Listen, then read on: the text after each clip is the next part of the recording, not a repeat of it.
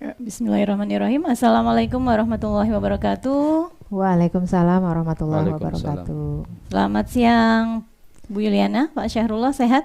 Sehat, alhamdulillah. Kelihatannya Alhamdulillah. hari ini merah-merah merona nih. Kita Iya. merah pink-pink Ceria, nih ya. ceria.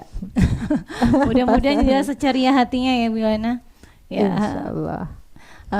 siang hari ini kita akan mengadakan penilaian ya, sesi demonstrasi kontekstual yaitu tentang coaching ya, di mana kami akan melakukan coaching, Bu Yuliana sebagai coach dan Pak Syahrullah sebagai coach.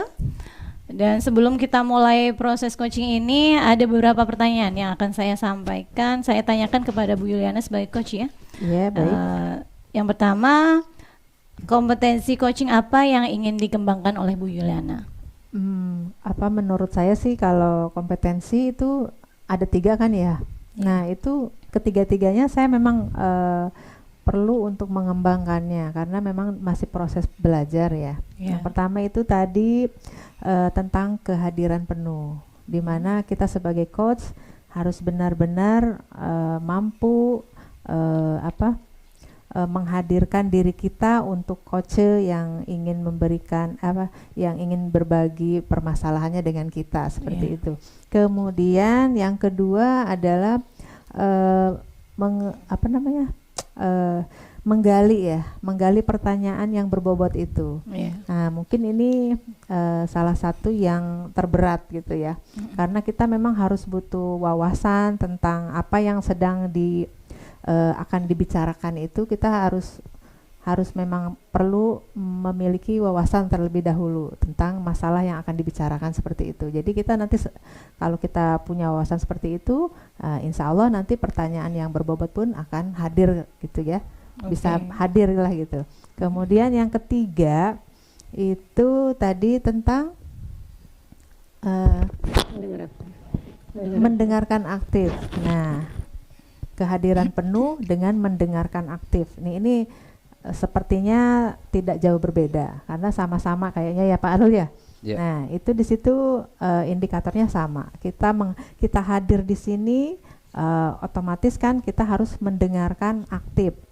Menghadirkan secara penuhnya itu adalah kesadaran penuh dan mendengarkan aktifnya berarti kita merespon apa yang disampaikan oleh coach terhadap permasalahannya yang dihadapi. Seperti itu Bu Endang. Iya. Yang kedua yang saya ingin tanyakan yaitu kompetensi mana yang secara spesifik ingin Ibu observasi dari 3 kompetensi tadi. Mana yang paling ingin diobservasi oleh Ibu Yuliana? Ya, mungkin untuk mengajukan pertanyaan yang berbobot itu tadi Bu Endang, yang harus saya lebih gali lagi. Ya. Itu. Kemudian pertanyaan terakhir nih Bu Yuliana, kayaknya udah nggak sabar nih ingin mengcoaching Pak Syahrul nih ya. Yang yaitu saya menanyakan yaitu indikator ketercapaian dari tujuan pengembangan yang diinginkan itu apa sih dari ketiga kompetensi tadi? Indikatornya apa kalau Bu Yani ini berhasil mengcoaching Pak Syahrul?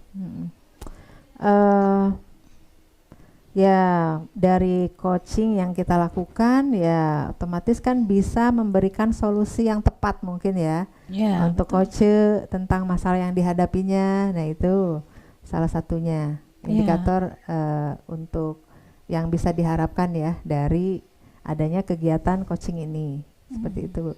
Ya, itu ya.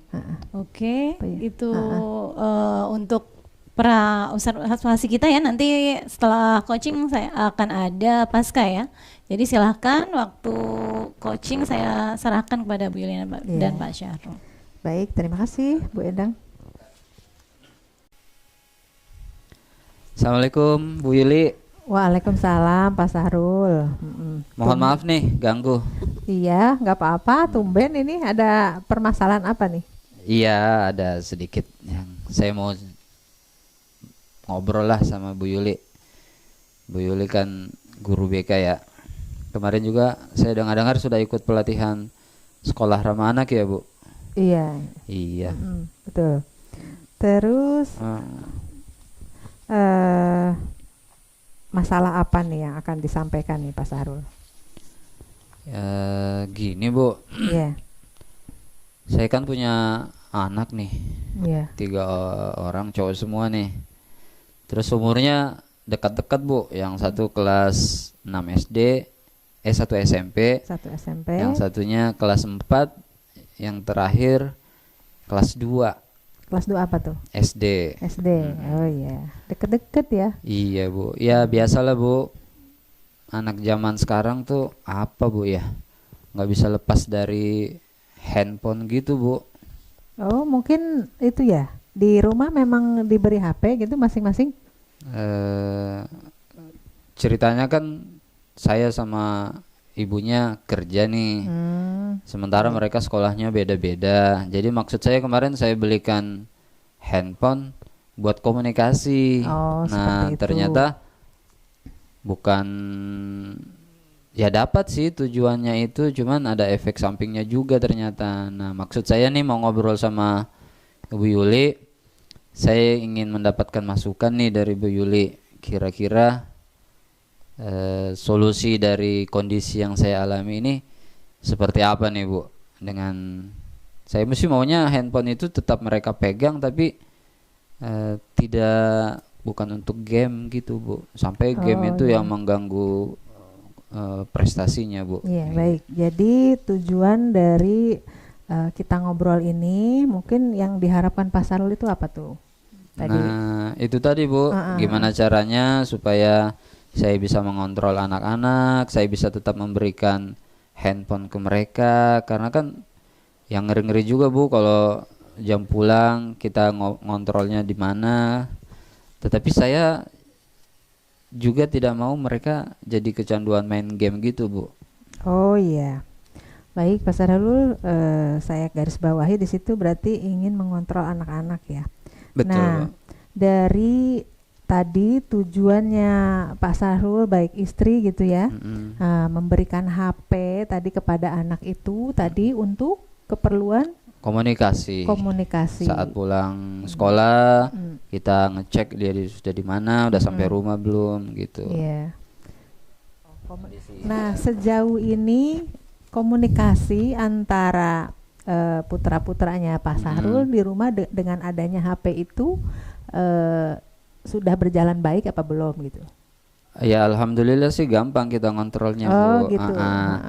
Maksud utamanya sih tercapai ya, bahwa saya membelikan handphone itu supaya pada saat pulang sekolah saya bisa ngontrol sudah di mana, sudah sampai rumah. Berarti tujuannya udah kalau untuk berkomunikasi sudah baik ya Pak ya.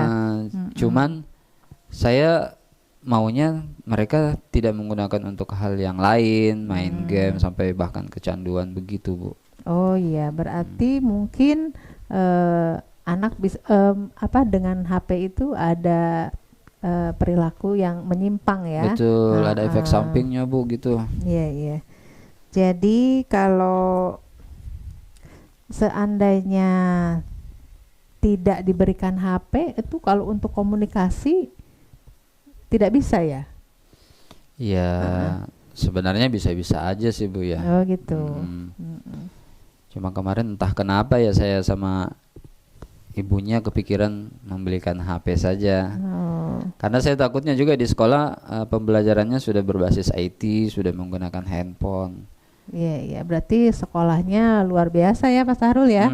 Iya Bu. Disekolahkan di sekolah yang bagus ya? Ya alhamdulillah. Yang harus memfasilitasi putra-putranya itu dengan IT ya untuk kelangsungan pembelajaran supaya baik ya.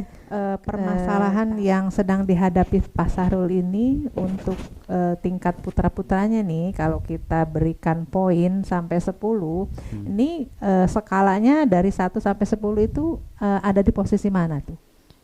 Iya, dari kondisi ideal yang saya dan istri inginkan sih kayaknya ada di angka 7 ya Bu. 7 ya. Dari kondisi ideal yang kami inginkan itu. Oh iya, berarti untuk ke angka 10 itu butuh strategi ya Pak ya. Nah, ini nih yang rencananya saya lagi tanya beberapa orang termasuk ke Ibu Yuli. Oh iya. Nah, kira-kira mudah-mudahan dari perbincangan kita ini saya mendapatkan inspirasi begitu Bu. Nah, itu menurut Pak Sahrul sendiri, nah untuk mengatasi supaya anak tidak menyalahkan pemakaian HP ya atau penyimpangan penggunaan HP itu menurut Pak Sahrul seperti apa tuh kira-kira nih? Kalau kami sih awalnya Bu ya di awal-awal karena mungkin lagi kecewa banget gitu. Kami maksudnya dengan kelakuan anak-anak itu sempat menahan HP-nya. Oh iya. Jadi saya sempat tahan tuh Bu untuk beberapa hari. Tidak boleh megang HP gitu. Tapi ternyata kami berdua juga yang dibikin repot. Oh gitu. Kadang harus ngontak keluarga, ngecek ke rumah, sudah pulang belum, sudah makan belum. Komunikasinya malah repot Bu. Iya, jadi akhirnya setelah beberapa hari itu ya udah deh kita balikin lagi. Nah, kita balikin lagi, kita kasih pemahaman, tapi namanya anak-anak Bu ya. 1-2 hari mereka iya, tapi hari-hari berikutnya ngulang lagi, main game lagi. Akhirnya ya mungkin yang saya pernah dengar sih Bu, di HP itu ada aplikasi yang bisa mengontrol waktu penggunaan HP anak. Misal maksimal 3 jam, 2 jam. Mungkin saya akan coba deh Bu menggunakan aplikasi itu. Kemudian apa lagi ya? Ya, selain itu mungkin apa? Tapi kayaknya itu deh Bu. Apa tuh? Saya punya keyakinan sih bahwa kalau anak itu disibukkan dengan aktivitas-aktivitas positif, misalkan main bola, main bulu tangkis, olahraga, mungkin mereka dengan sendirinya akan tidak tergantung sama HP Bu ya. Ya, bagus sekali itu. Solusinya keren tuh Pak, bagus. Iya, nanti saya coba deh Bu. Iya. Bagus itu supaya jadi anak nggak terlalu fokus ya. Betul. Sama HP. Jadi anak dialihkan kepada permainan ya. Hal-hal positif Bu ya. Iya, betul banget. Kemudian untuk prioritas mungkin ya, langkah awal apa yang akan Pak Sahrul lakukan gitu ya? Iya. Yang pertama sebenarnya harus istilahnya harus mengembangkan motivasi dari diri sendiri anak-anak saya juga sih Bu. Jadi mungkin pertama saya tetap akan memberikan pencerahan ya kepada mereka supaya bisa bijak gitu Bu dalam menggunakan handphonenya. Kemudian yang kedua, dalam waktu dekat saya mungkin akan segera itu mencari tahu aplikasi yang bisa mengontrol penggunaan HP anak-anak itu Bu ya. Oh iya. Kemudian saya mungkin juga akan diskusi dengan istri untuk mencarikan aktivitas betul. Bagus. Olahraga gitu Bu ya. Iya. Iya deh, insyaallah. Mungkin kalau di sekolah mungkin ada eskul lain mungkin ya. Oh iya, betul. Iya, nanti coba saya komunikasikan dengan wali kelasnya supaya dia diaktifkan di permainan ekskul kan, ya. Banyak anak melakukan banyak permainan kan bisa ikut ekskul juga. Termasuk ya, saya mungkin akan ini ya Bu ya, komunikasi dengan wali kelasnya ya. Karena biasanya anak seumuran SD itu lebih dengar guru-gurunya di sekolah dibanding orang tuanya di rumah. Orang tua, iya betul. Iya Bu. Nah, iya. Mantap. Kemudian baik Pak Sahrul, mungkin yang rencana yang akan Pak Sahrul lakukan itu kira-kira kapan nih mau dilaksanakannya nih? Ya secepatnya Bu, pulang dari sini saya akan ngobrol dengan istri dengan beberapa opsi yang tadi kita ceritakan, kayaknya menarik deh. Dan secepatnya malam ini juga aplikasi-aplikasi itu akan coba saya install. Kemudian telepon wali kelasnya untuk membantu kami mengontrol anak-anak ini. Betul. Karena ya begitu Bu ya, di satu sisi handphone butuh, tapi di sisi lain memang kita harus mencegah juga dari penyalahgunaannya Bu ya. Iya, berarti harus banyak kerjasama ya. Iya. Terutama tadi dari istri ya, kemudian dari wali kelas kita harus komunikasikan masalah ini juga.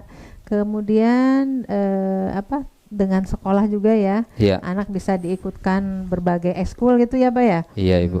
Bagus itu Pak Sahrul apa namanya bisa melaksanakan rencananya dengan baik ya. Baik. Dan disertai dengan dukungan-dukungan dari pihak yang lain ya, itu harus sejalan ya Pak, agar tujuan yang kita inginkan itu bisa mudah tercapai gitu. Jadi mungkin ya Pak ya dari pembicaraan yang sudah kita lakukan beberapa menit ini, bisa saya simpulkan dari apa permasalahan yang ada di Pak Sahrul itu tentang apa penggunaan atau penyalahgunaan HP yang dilakukan oleh putra, yang apa awalnya mungkin tidak, awalnya tadinya itu untuk tujuan berkomunikasi.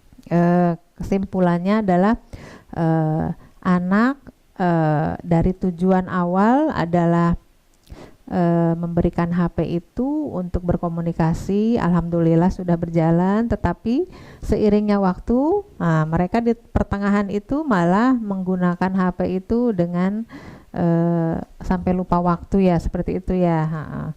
Nah, solusi yang mungkin akan dilakukan oleh Pak Sahrul yang pertama adalah berkomunikasi terlebih dahulu bersama pasangan di rumah, bagaimana baiknya ini apa namanya pemecahan masalah untuk anak-anak di rumah ya. Kemudian setelah itu bisa langsung berkomunikasi dengan wali kelasnya di sekolah masing-masing, dan juga mencari aplikasi ya yang mungkin bisa membatasi anak dalam bermain HP seperti itu. Nah, dari solusi itu sih semuanya sudah bagus ya Pak Sahrul ya. Iya Bu. Mudah-mudahan kedepannya anak-anak bisa menjadi lebih baik.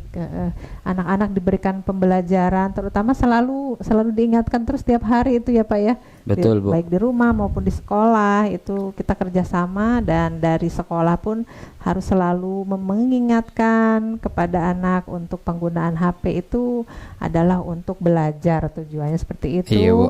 Dan berkomunikasi dengan orang tua. Terima kasih banyak nih Bu atas waktunya.